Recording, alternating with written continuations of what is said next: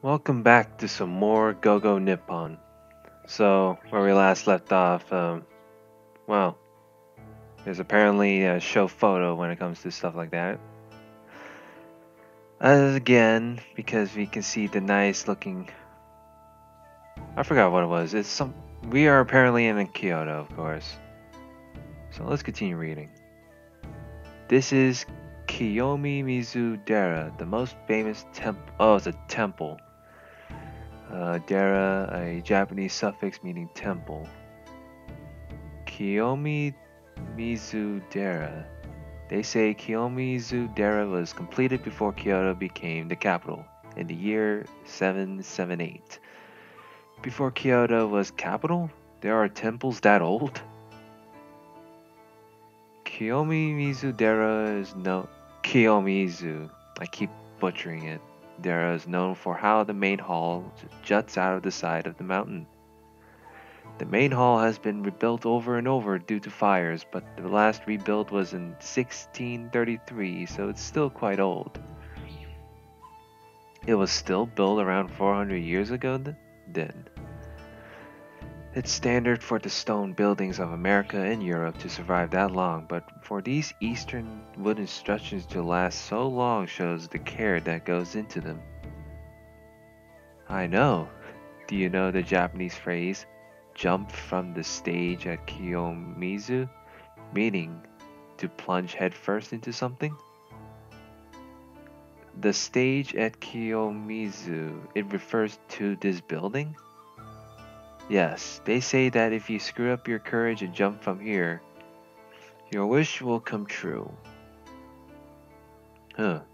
They say that in the old days, many men really would make the jump to show their determination. Determination, huh?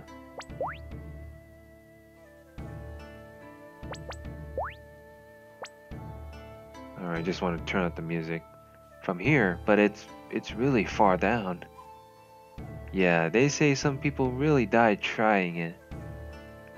Honestly, men are such idiots. I can't help but agree with you there. I guess. As long as we're here, let's go to the Otoa waterfall below. The Otoa waterfall? Yes, it's a small waterfall consisting of three narrow streams. The waterfall has existed for over 1,000 years. Back then, people said the water would confer wealth or long life. They loved it as the foundation, what the hell? As the fountain of youth. The fountain of youth. Okay, let's check it out. Okay, I gotta see this. Whoa, there really are three trails of water here. Each stream confers its own blessings. From right to left, they confer academic success, health, and love, respectively. Academics, health, and love. So then, starting from the right, I take the water from each and drink it? Okay, let's start with the water of academics. Gulp, gulp. Now the water of health. Then the water of love. Wow. Maybe can does some magic. Gulp, gulp, gulp. Phew, it's delicious. It really could be the fountain of youth. Will it make me younger? What's with the puzzled look on your face? Why are you smugging? Huh? Now that I think about it, you guys only drank from the health and love springs, and none from the academics one. How come? Well, right? Yes. What? You both look so serious. The truth is, it's said that anyone greedy enough to try to drink from all three rivers will be denied their blessings. Oh shit. What? Wait, is that true? Yes, I'm sorry to say. No way, why didn't you tell me that earlier? Because that would have made it so much less funny. Sorry about that. Ugh. So I didn't earn any blessings today. I could have used the blessings in love at least. Uh, so now that I think about it, Makoto and Kira both drank from the love spring. Well then, wait this. Aww. First, the entry fee there. Now, our next Kyoto sightseeing spot is here. Wow, that looks pretty nice. Whoa, this is the Kinkaku-ji. Ji is Japanese suffix meaning temple, and alternative reading of Dera. Kinkaku. Kinkaku. The kin in Kinkaku is a reference to the grand. Oh, shit. Every time, like whenever I record, I always sound tired as hell. Is a reference to the grand golden color of the temple. The name is actually a nickname. What's his real name? I know it. It's Rokuon-ji, right? That's right. You really know your stuff, Akira. Hold your applause until the end. I still know lots more about the Rokuon-ji. Then why don't you tell us all about it, Akira? Leave it to me. The fact is, there was already a temple here in the 13th century, but the noble who commissioned it was put to death for conspiring against the emperor, and it fell into ruin.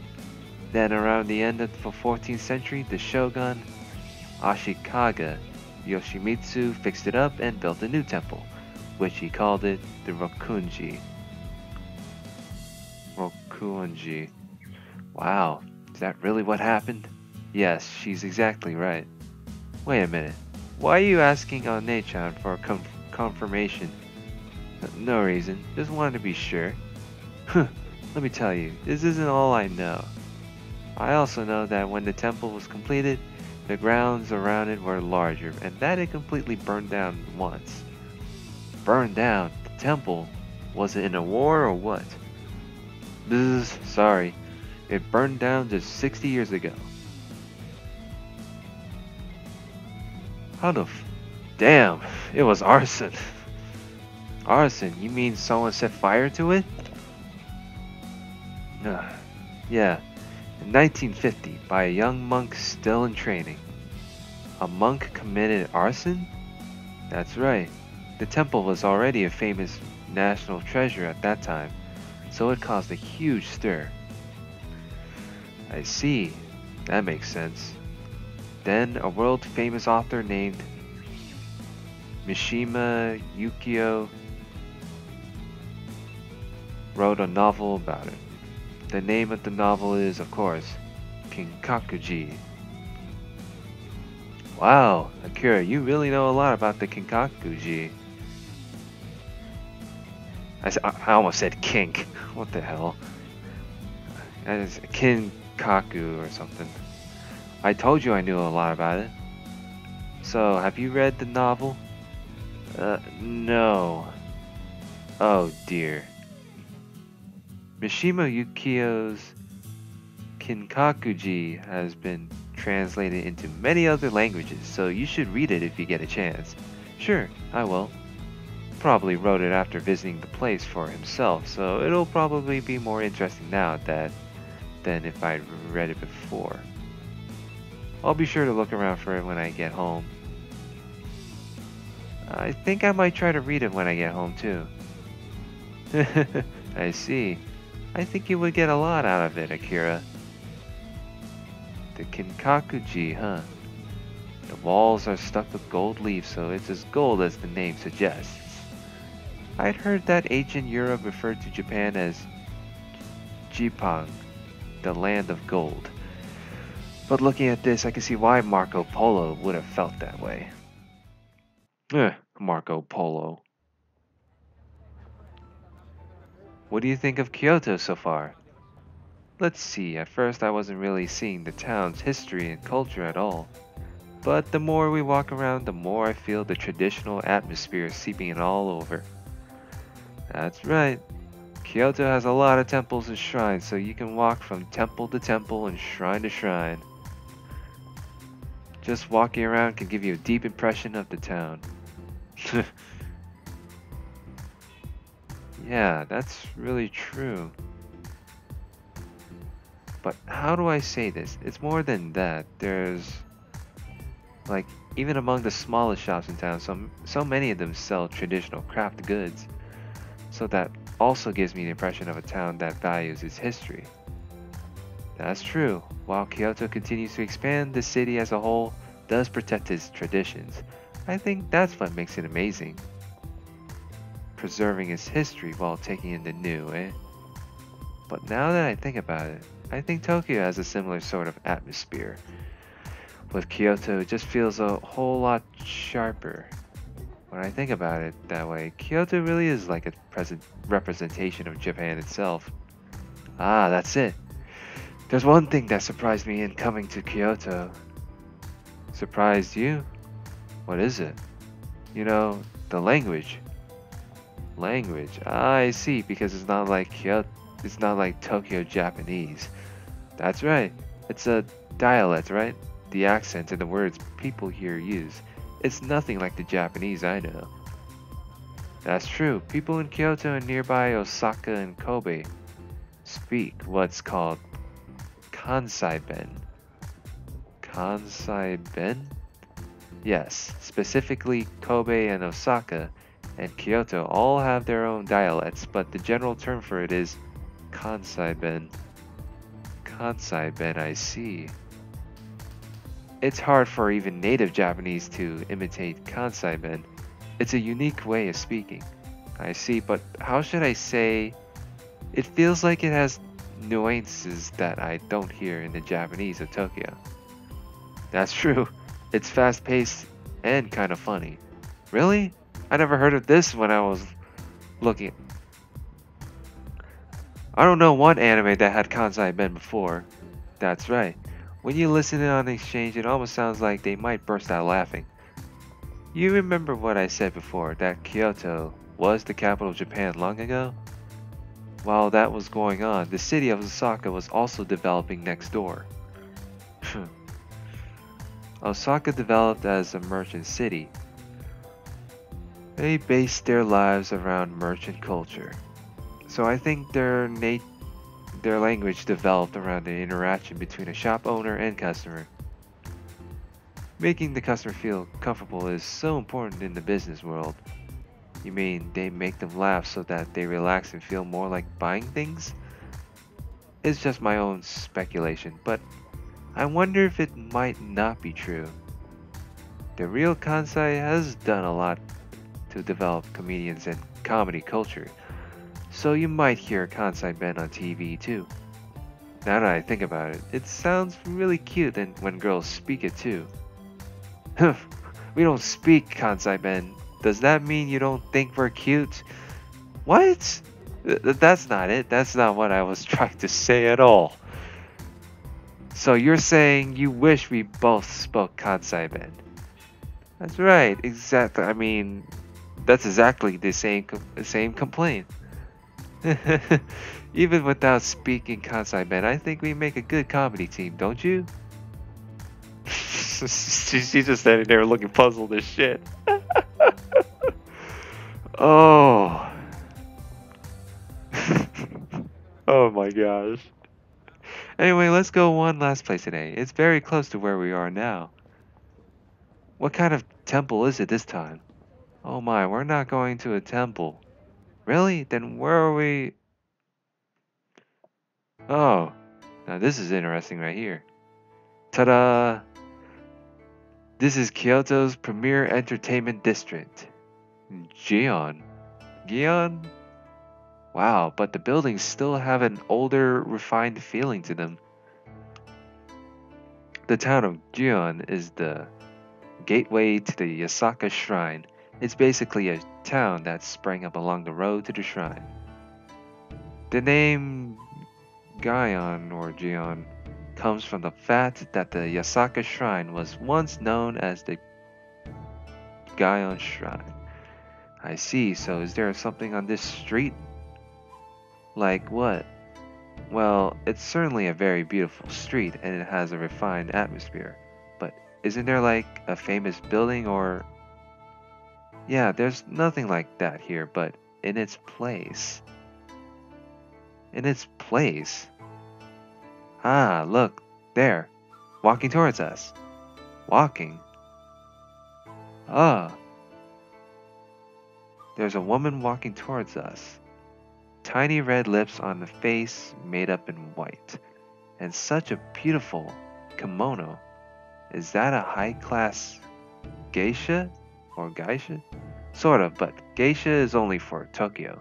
In Kyoto, they are called geiko. Geiko? Why did I say Geico? Are we talking fucking commercial shit? I can't even. My English is way wrong right now. Yes, and young apprentice Geiko are known as Maiko. She looks young, so she's probably a Maiko. Ah, she just turned to us and bowed. She's so cute. Hey, One-chan, I hear back in the day Maiko were girls around 10 years old. Is that true? That is what they say. 10 years old? They started that young? Yeah, because Maiko and Geiko would play instruments at banquets and sing and dance. They were like flowers used to add life to a party, and men of high standing and rank would come to them. So, in order to keep them from offending anyone, they received strict instruction in discipline and manners from a very young age. That's the kind of system it was. Huh. So, for all his beauty, their world was a harsh one too. Yes, but these days it's seen as problematic to make children work so hard. Nowadays, you can't begin micro training until you finish school. I saw on TV before too that there are fewer and fewer women who want to become Maiko these days. I guess that's true in all countries. Jobs that were standard long ago are gradually declining. It's too bad, but yeah. Ah, but then the TV said that more people want to do it nowadays compared to before.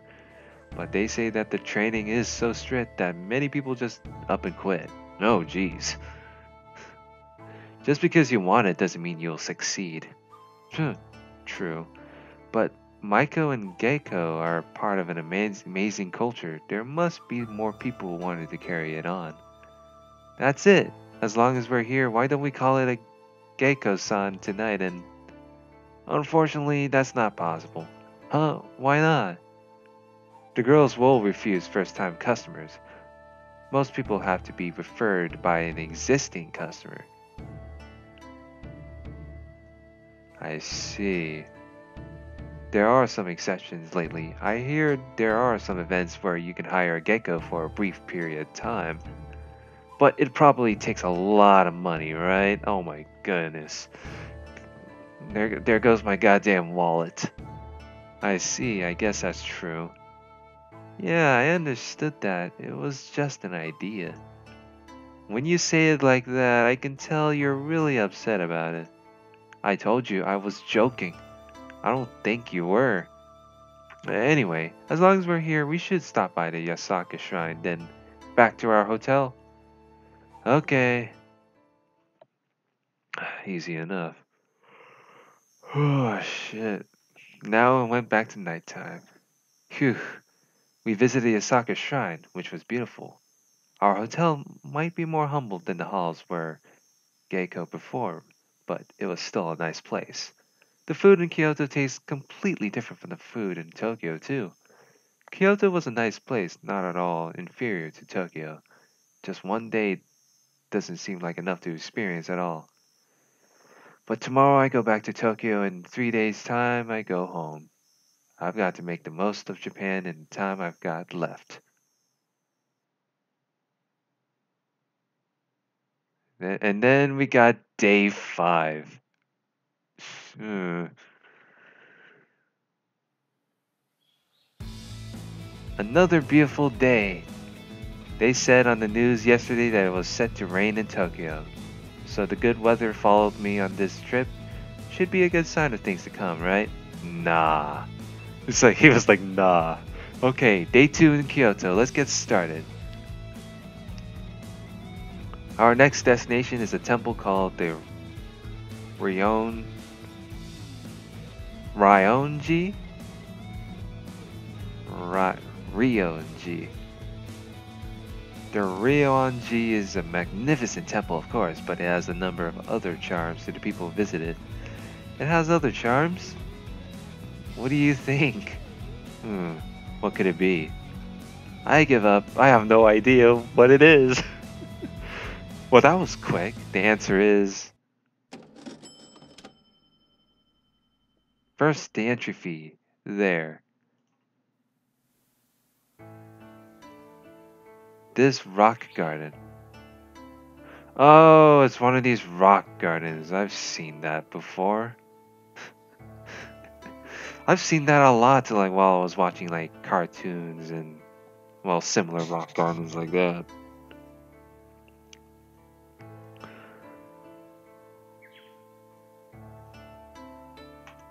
Wait, why are you being so quiet? Ah, sorry, I got kind of sucked in. Anyway, how do I say this? A garden made out of rocks and sand with no trees? It feels kind of empty. And it sounds strange, but when I look at it long enough, it starts to look like islands in the ocean. Wow, that's amazing. Huh? What's amazing? This type of garden is called a care sansui. As you say, it symbolizes mountains and water without the use of water. I see. I think you stumbled upon its meaning without realizing it. So maybe I got a little closer to being Japanese in these few days? Maybe so. Anyway, who created this garden? It's such a high level of artistry. It must be someone famous, right? To tell you the truth, no one really knows. Really? Yes, they say it was made sometime in the 15th century, and there are varying theories as to its creator, but no one knows for sure. I see. But that's not the only thing we don't know. Huh? There's another mystery about it? Take a good look. How many stones do you see in the garden? Stones? One, two, three. Are there 14 in all? That's what it looks like, right? Yeah, but since you asked that, it must mean yes, there are really 15 stones in all. Wait, let me count again. One, two, three. Ah, you're right. There's another stone hidden behind that one. The garden was designed so that there's only one spot where you can see all 15 stones at once. Wow, the Stoa in the Vatican was built so that the two rings of pillars line up perfectly when you stand at the center of the plaza. This is kind of the opposite effect. The garden itself is built on a slight decline, so the height of the stones in the back will seem to change height from some angles. There are optical illusions like that all around the garden. That's amazing. What a complicated garden. But I could never have come up with something so complicated. It feels like it must be imbued with all sorts of deep meaning. Naturally. So, what meanings are hidden in it? You need to figure it out for yourself. That's the meaning of Zen. What? But that's mean. Come on, Aki-chan, stop teasing him and tell him the truth. Huh? The truth? Sorry. To tell the truth, no one knows the deepest meaning of this garden. Really? Yes, there are many theories, of course, but no one knows which of the theories are really true. And we may never really know. I see. But like Aki-chan said, because there is no answer, that means you can think it out for yourself. That part of it really is the meaning of Zen. I know, right? That's why I really meant it when I said that. Liar. Hmm? What's with that look? You got something to say? Not at all.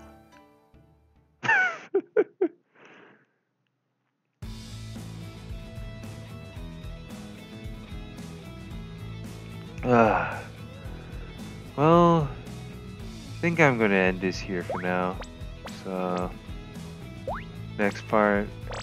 Oh man, there's a lot of save points. We're gonna continue more of Kyoto. So, like, comment, and subscribe, and see you guys later. Have a good one.